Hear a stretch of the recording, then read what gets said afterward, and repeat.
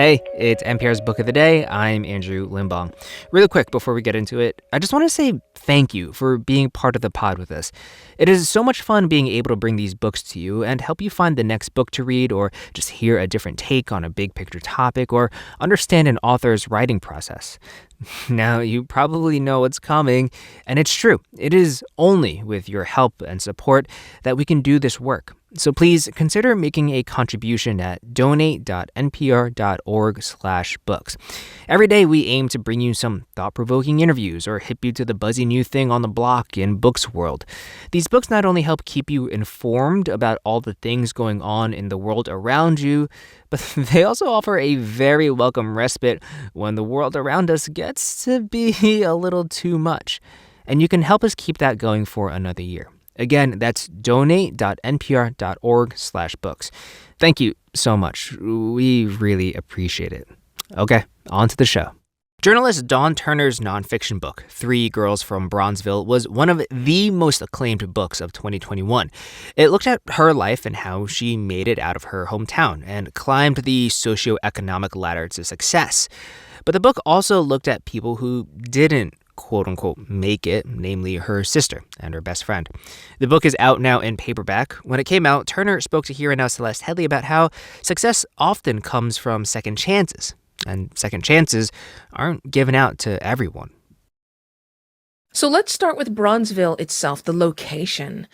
In the beginning of the book, you write, "To understand Deborah, Kim, and me, to understand what will happen to us, you have to know the place that has begun to shape us. We live in Chicago's historic Bronzeville community at 3 square miles. It's the cradle of the city's Great Migration, the epicenter of Black business and culture."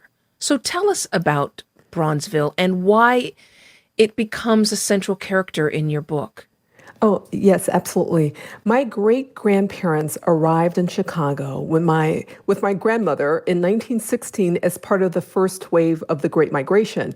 And as more and more Blacks arrived, they were confined to this narrow strip of land on the near south side of the city, and it was called the Black Belt. And as that belt expanded, the area was later affectionately known as Bronzeville. And in the beginning, Chicago did feel like the promised land. But soon, white homeowners moved and chopped up their stately homes to be used as kitchenette apartments, and the buildings fell onto horrible disrepair, and the city neglected the area. And yet, my grandmother would later tell us that the new residents did what Black folks have always done, took a bunch of scraps and stitched together a world. Some of the country's most esteemed Black people lived in Bronzeville. Gwendolyn Brooks, the first Black person to win the Pulitzer Prize, the novelist Richard Wright lived there, and Dr. Daniel Hale Williams, a Black man who was the first heart surgeon to perform the very first successful heart surgery. So not the first Black heart surgeon, but the first heart surgeon. And so Deborah, Kim, and I, when we were coming of age there, we inherited a legacy of innovation and excellence, but the community was also deformed by a history of redlining and restrictive housing covenants. So this made some places simply unsafe, and some dreams for some of the residents there simply unattainable. So let's talk about Deborah and Kim. Kim is your younger sister, and when she's introduced in the book, she's very much what we would recognize as a younger sister to be, nipping at your heels all the time. And then your best friend, Deborah. Can you tell us a little bit more about your childhood together? Because the theme of the book seems to be that you started from the same sort of crucible with very different results. I was 3 years old in 1968 when I met my sister. She, from the very beginning, was a mystery to me, headstrong, stubborn, so willful. I was 7 years old when I first met Deborah. We went to the same elementary school, and I would watch her from afar because she also was stubborn and willful, and I was actually very different. I was more quiet, and for me, rules were scaffolding, but we found each other.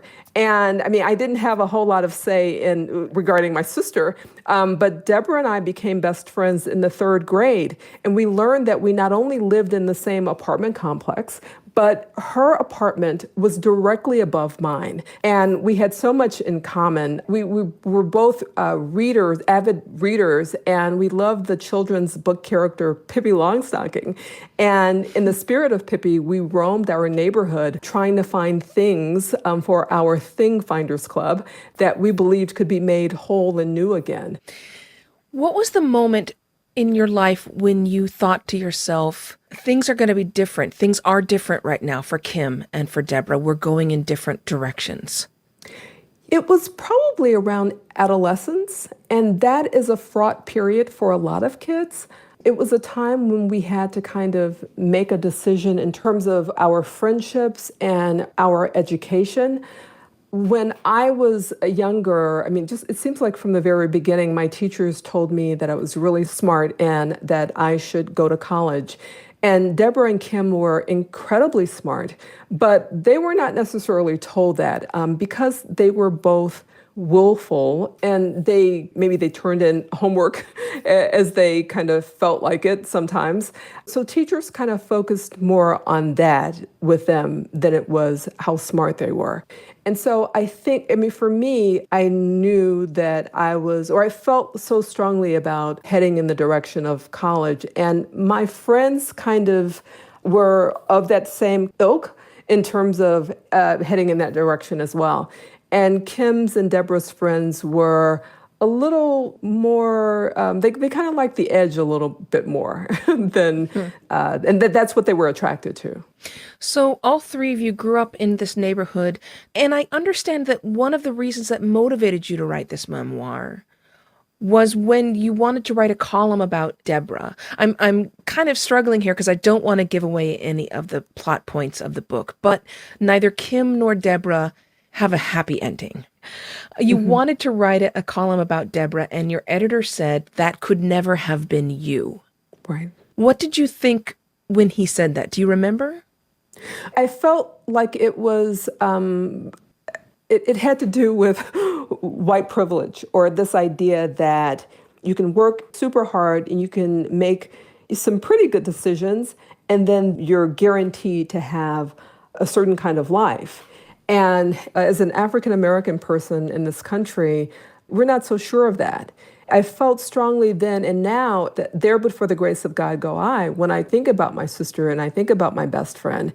And it's easy to say, well, oh, that could never have been you. But life can change in an instant, and you never know the moment when that can happen and how that can happen. For my sister, she was in mourning for a long time. And for Deborah, she had other issues that she was dealing with. You start the book with this description of the three of you as children. And, you describe an incident in which Deborah jumps down this relatively high, for children anyway, high ledge, and wants you to do it as well. And you say no. And you describe them both as being the kind of person that says, you can't tell us what to do. And in a way, that's this admirable quality for these kids, like the courage of youth. And Yes. yet one of the beauties, the magic of this book is you kind of show us how that kind of attitude sometimes doesn't age well. Sometimes risk is just risk. It is right. It is an admirable quality if you can manage it. And there's almost this kind of, can you walk up to the edge and not go over? And that becomes the challenge. And I think that it's a tricky tightrope type maneuver, especially for Black people and especially for Black girls. What do you want people to take away from these stories of you and your sister and your friend? I hope readers see this as a story with a lot of universal themes centering on transcendence, grit, resilience, and second chances regarding who gets them and who doesn't. There's no question that Deborah and Kim charted their own path and that they had their own ideas regarding what they wanted to do with their lives. They made some bad choices, but we all do. And part of who makes it in this life depends on whether we can survive our bad choices. If I look over my life, I can identify the moments when luck intervened, when grace intervened. And I think that that's important in terms of how we look at people and how we dole out empathy. I wonder what you have taken away from this process. We both know that writing a book is sometimes a very long and torturous process. You're going back and back and back over the same passages. After all of that, examining in such detail your young life and the life of your friend and your sister, has your view of them changed? I think I love them more. I am amazed by the hard work that Deborah has done. She was able to transform her life in such a way that I think it would be remarkable for anybody. I respect them, and I've learned more about myself through them.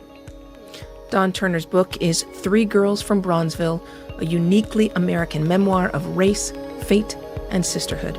Dawn Turner, thank you so much. Oh, thank you. It's been my pleasure.